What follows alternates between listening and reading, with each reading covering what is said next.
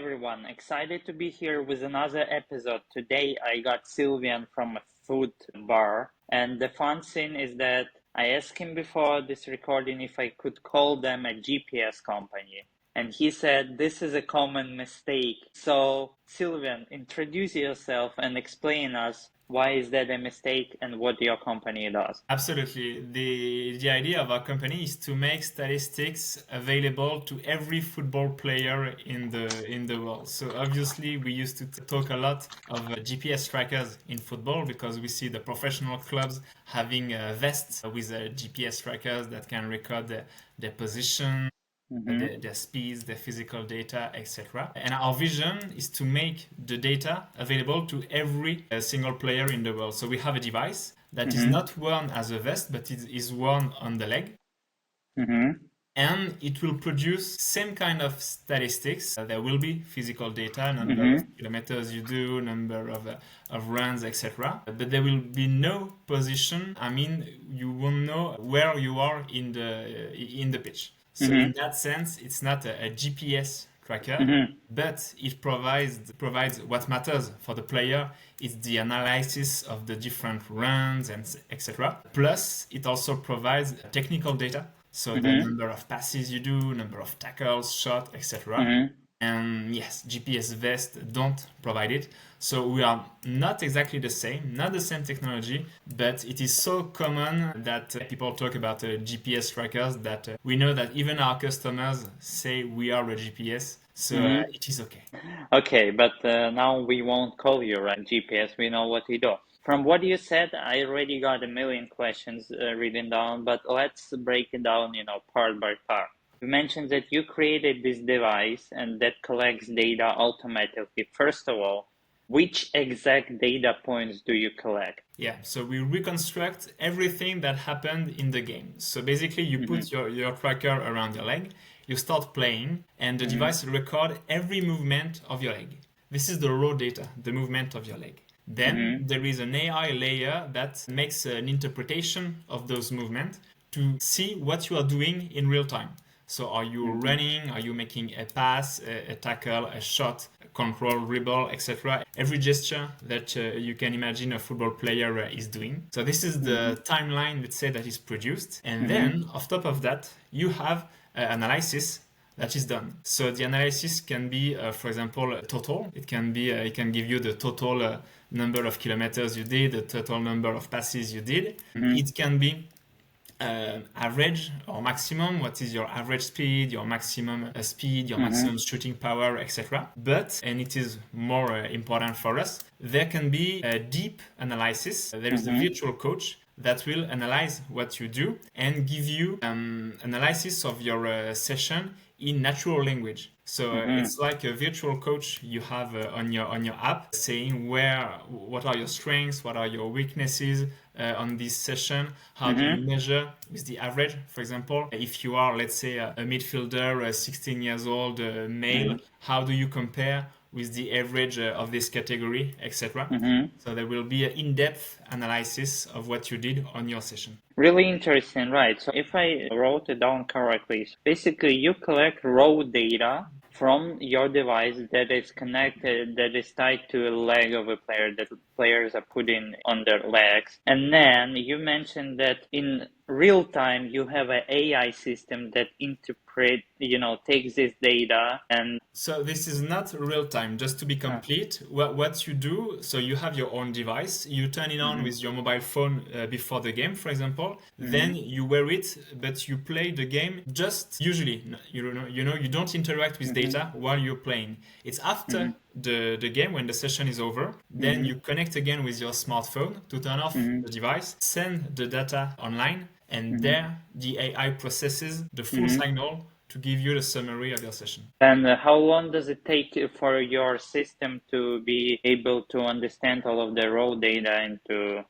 give a feedback? Yeah, it's up to 2 minutes. That quick.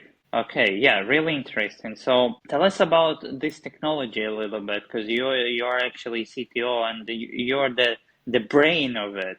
Tell us in detail, like for non-tech people, how is basically system able out of the raw data, like of the leg movements, how is it able to give you some real data? Yeah, sure. Well, when you started, it's important to understand and know where we started. We started more than 10 years ago.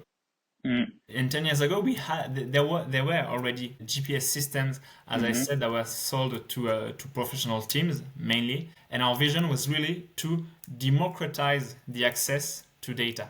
So instead mm-hmm, of doing the same that those company did, we tried to imagine the tracker the most simple mm-hmm, tracker as possible, but to add, so it's very not expensive to buy. So, for example, you mm-hmm, can buy your own device in a decathlon store, for example, for mm-hmm, 15, and then compensate, let's say, this simplicity with an artificial intelligence layer that will understand what you do in the game. And so, how it started, we had partnerships with private five-a-side centers. So it's basically a center where you can buy rent a pitch with your friends to play a five-a-side game, for example. So in France, the leader is called Le Five, but there is an equivalent Power League in the UK, etc. You have a lot of those centers, and we teamed up with them to provide crackers to their data. So basically, you book a pitch with your friends. You arrive at 10 players. You get a ball and 10 crackers. Everybody puts their cracker and they play. And it allowed us to collect a lot of data because all those games they are recorded with video because it allows you to see your goals, for example, after that. And we mm-hmm, used this video to create a database with manual annotation of what the player did during the pitch. So for mm-hmm, years, we've been collecting over 10,000 of players with both mm-hmm, the movement of their leg and mm-hmm, a manual annotation of what they did. mm-hmm, So with this database, we've been able to train an artificial intelligence model to detect everything the player did only with the legs movement. mm-hmm, So we have trained this AI, and from that, this AI got better and better. And so it improved, and we've been able to change it because, for example, the AI detect that you are doing, I don't know, a cross. Then we can have manual annotator that finds the video and say, okay, the guy is indeed doing a cross or not. And so this way, we improved year after year our R&D. Did almost 10 years of R&D. mm-hmm. And in top of that, there is now a generative AI that has popped up. Everyone is using ChatGPT right now, and it allowed us to go even further because the idea behind generative AI is that you don't need supervised annotation, right? We used to have a supervised learning. We said manually the guy is doing that, etc. And we taught the AI to detect this. But now we've been able to feed AI with all the sessions that has ever been recorded with our device. So just like ChatGPT, for example, read all the books of the world, but no one told it, okay, this book is talking about that. Just ChatGPT read it, and then he was able to modelize the sequence of words and attach sense to it. So in the same way, we have made our AI see all the games that have ever been played with our device, and Mm-hmm. there is more than 1 million games that has been recorded since we launched, and the AI itself encoded the sequence of every gesture in the and so that's why it makes it very very interesting because, as I said, obviously we can give you summarized data. For example, say, okay, you run 10 kilometers in this game, but actually what does it mean to run 10 kilometers? Do you run in the void and just getting exhausted, or do you run to fetch the ball, etc.? So we are able to attach context to every action. So Mm-hmm. the same, just like ChatGPT is attaching context to each word, and so understanding things differently depending on the full context of the text. Here, every action of the football player is encoded differently. Mm-hmm. It will mean different stuff. For example, if you do a shot, well, it's not the same if after your shot there is a goal and a kickoff, etc. Or Mm-hmm. if you lost the ball and people are just continuing. So we are able to encode, let's say, the impact that you will have on the game. Wow, really.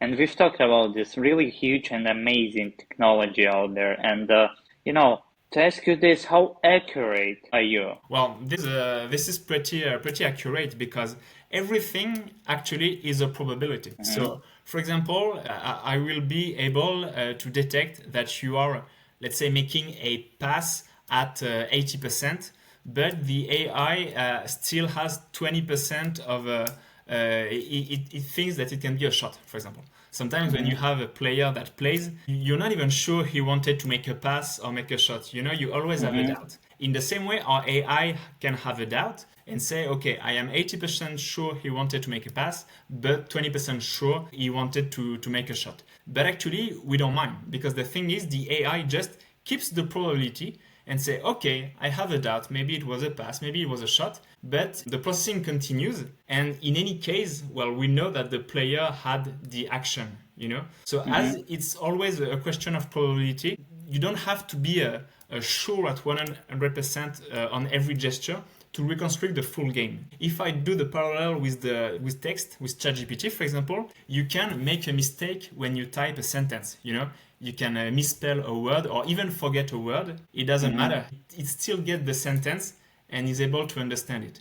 So on Mm-hmm. our AI is okay. Of course, on certain discrete gesture, it may have a doubt. Okay, Mm-hmm. the player wanted to does it or it, but in the global, it reconstructs and understand what the player did. Yeah, really interesting. So yeah, and you mentioned that, right? Here is the AI. Here is you told us about your technology, which is really solid, like over 10 years of learning.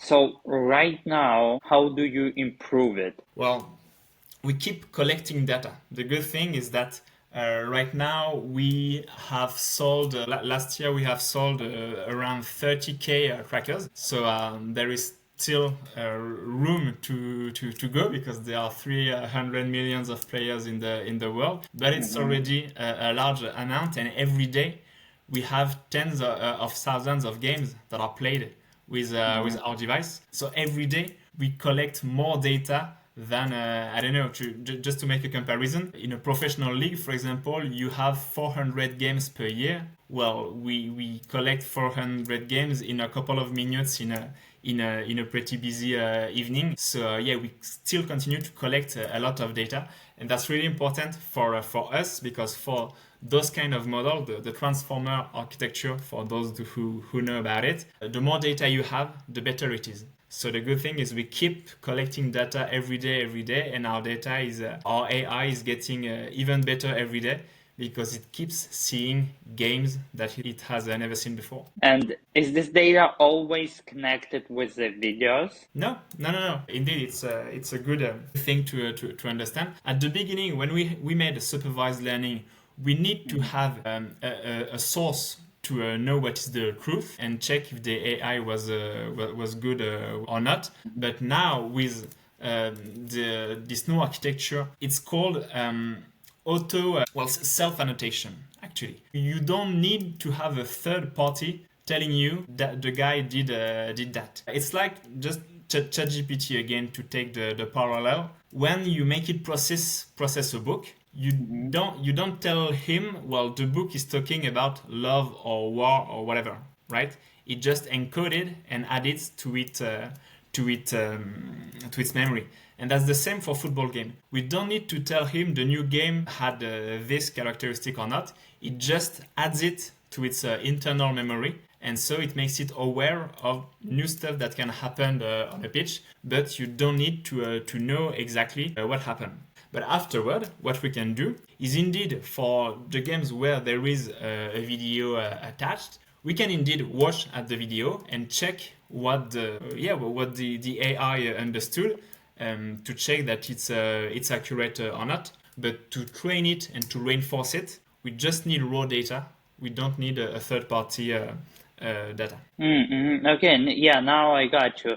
Yeah, my question was, you just answered this, but correct me if I'm wrong. I wanted to ask you, like, how do you understand if your AI defined the event or something correctly, and Yeah. you're saying it's adding it into the base, but if it's not correct, yeah, it Yeah, doesn't. exactly. We challenge it on games where we have a way to challenge it in order to check what happened. The idea is that if on a subset of data the AI is true, then the general AI is correct too. Okay, and tell us like real practical examples where your AI, what are the challenges right now? What are the hardest part for him to detect? Well, the challenges is not especially to detect stuff, is to translate it into human language because it encodes data. You know, it's seen a lot of data and encodes Mm-hmm. it in its internal memory, but it's a vector. You know, a very very large number that means just nothing for a human like you and I. Mm-hmm. So our challenge is to transform this massive amount of data into something that can be understood by the user. And so this can be a challenge for another model, a model that produces text, for example, just like ChatGPT, the real one, does. So it can transform the vectors into a text explaining what you did in the game and giving you advices, for example. But we could also Mm-hmm. imagine that it creates a picture or a video that represent what you did on the pitch. So those are kind of fields that we explore. It's how to make the link between the encoded game that we have in our database and something that can be interacted with by the user. Okay, so you're saying that you have two AIs right now. One AI is for data collection. Yes, usually we call it encoding and decoding.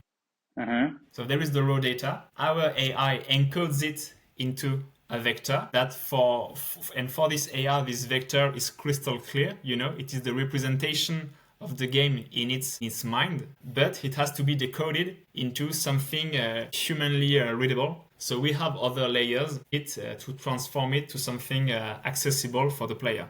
So it can be, as I said, raw statistics. For example, just summarize how many shots did the player during the game, or something more complex, like explain in a paragraph if the player was good or not. So encoding means that you are taking data from your device, raw data, and your AI creates some kind of a vectors. That's encoding, Yes, right? exactly, exactly. And the next step, you take all of these vectors and you decode it for real people. That's exactly what it does. And so the same like ChatGPT, when you talk about it, when you talk to it, when you prompt something, Hmm. it encodes your text in a Hmm. certain vector that only it can understand, and then decodes it or retranscript it into what you need. For example, it can be the response to your prompt. Hmm. Okay, now I'm starting to understand, but for me as a non-tech person, explain why do you need this step of encoding to, why can't you just go straight from the data to the decoding Yeah. stuff? So encoding is an optimized representation of Hmm. what you did. Because, for example, if you take gesture after gesture, just like for text, you can take it word after word. Well, technically, there can be any word that is following another one. And same for football practice. After a gesture, you can do a whatever gesture. But it is not true. Mm. In reality, when you take text, there's a huge probability that the word after the first one is a kind of word. And the same for the football practice. For example, when you made a control, there is a huge probability that you either start to dribble or you make a pass or a shot. Hmm. But you don't do a tackle after a control, for Hmm. example. So this encoding is the way to understand the following of all those Hmm. events Hmm. into something optimized where all the information is encoded, and that's what make it that's what transforms ChatGPT from a tool that does not only parse word and characters but really Hmm. understand the sense of your sentence. And so for football, it's the same. It what transform a tool that will just see the events one after the other one into something Hmm. that understand deeply what is the sequence of gesture in the game. Well, yeah, really nice. Now I understand. So basically, by like, if I'm trying to summarize it for a non-tech person, and correct me if I'm wrong, when you're getting a raw data, or like you said in ChatGPT, you're getting a word out of something, that means nothing without the whole context. Absolutely. Yeah. And by decoding the data, you basically taking the exact data that you collected per game or per moment, right, for a period of time, and then you kind of attaching it to the whole system, and AI is able to understand more, right? And understand context. Exactly. The context changes somehow the sense of the meaning. Let's take a very concrete example, as you said, for non-tech people. If I take Mm-hmm. a sentence, a word saying the word, let's take apple, right? If I encode apple, well, it will be encoded on its own on a vector, and the vector will be, I don't know, one, right? But Mm-hmm. if in the sentence it's not, it's my computer is an apple, Mm-hmm. then the sense of apple is not the same at Mm-hmm. all. So it will not be encoded the same. It will maybe, I don't know, a two this time. But in the other case, if your sentence was I eat an apple, then the sense is very different, but it's the same word, right? But it's encoded Mm-hmm. differently. So Mm-hmm. every single word obviously is encoded, but the context changes completely the meaning of it. So the same for football data. Imagine you're making a pass. Okay, a pass is a pass. Mm-hmm. But actually, a pass, if after the other team fetches the ball, will not be encoded at all the same than a pass that leads to a goal for your team, for example. So it Mm-hmm. changes completely the meaning, I mean, the encoding of the word. So that's why this step is very important to get data that is out of context into something very consistent that is your full performance. Really, really awesome, really interesting. Yeah, so basically in your system you already have a million types of passes. The passes that led to interception, the passes that led to shot or to goal, right? Exactly. Yeah. Afterwards.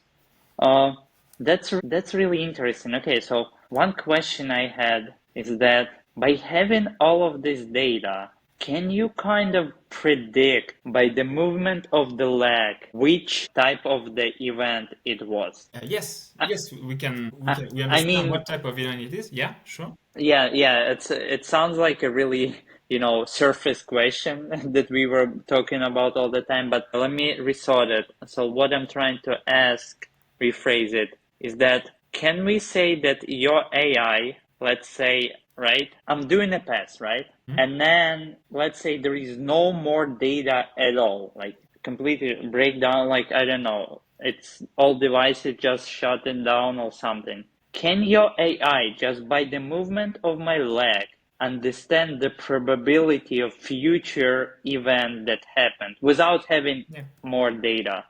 That's exactly how it works. And for the tech people there that understand it, it's actually how we train those kind of AI. We just mask them what happened, what will happen later, and we ask them to imagine what's gonna happen. And if they're good, we reward them. If they're not good, we punish them. And that's how the AI is getting better and better. That's how it learns to improve. That's how it trains. Wow. Okay. Yeah. Now I understood it. Interesting. Yeah. And this system sounds like pet training, Of what? Sorry. pet training, like a dog. When you reward a dog I when see, I see. Yeah, yeah, that's exactly the same idea. Sylvain, really interesting talk. Really interesting technology you are developing. I have couple blitz questions for you. So, first one, who is your favorite player? I have a huge bias, but for all my generation of French people, this is obviously Zinedine Zidane Okay. because yeah, he was such an impactful player. What I really enjoy is that I think you can put Zidane in every team in the world and he will make the team win. He may not be the best technical player, that he was amazing with his feet, but it has this capacity of making the team win that was amazing. So Yeah, and I will never forget the World Cup '98, where obviously France beat Brazil in final 3-0. when was his last game? Is it 98 or 2000?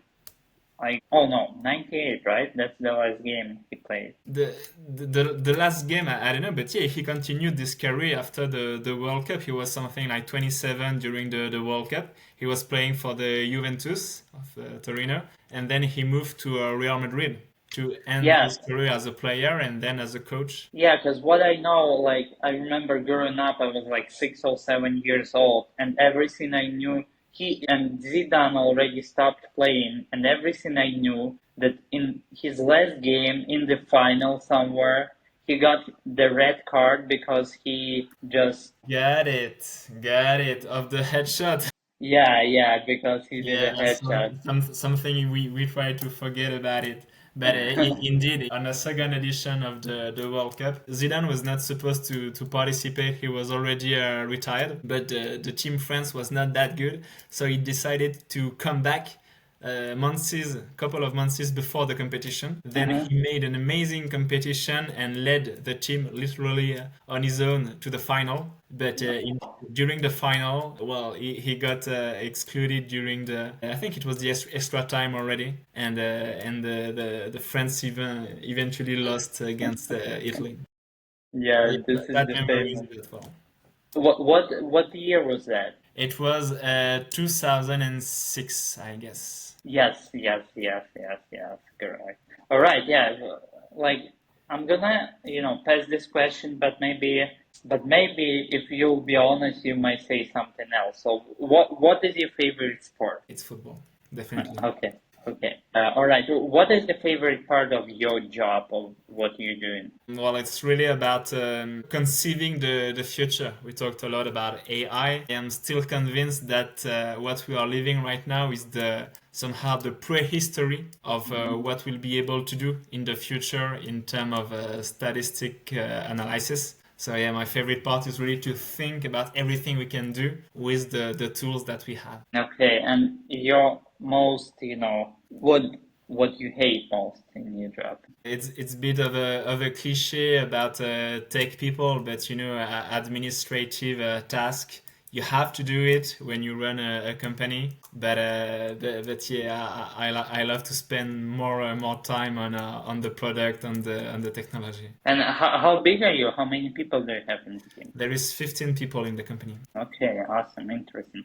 All right, yeah. So, Sylvain, tell us where our listeners can follow your work. Well, actually, you can first try the tracker and buy it. For example, Mm-hmm. it is sold across Europe in physical stores. For example, Decathlon store across Europe in 200 shops. Also online, you can buy us on Amazon or on our website footbar.com. And yeah, downloading the app and using it and entering the experience is actually the best way to get in touch Mm-hmm. with what we do to discover the experience. And then if they want to contact inside the app, there is a chat where you can anytime discuss with us, and we use it a lot to get feedback from users, etc. Ask them what they like, what they prefer, etc. So we are very close to our community. So definitely the best way to enter the football world is to get a tracker and start using it. Awesome, thank you, Sylvain.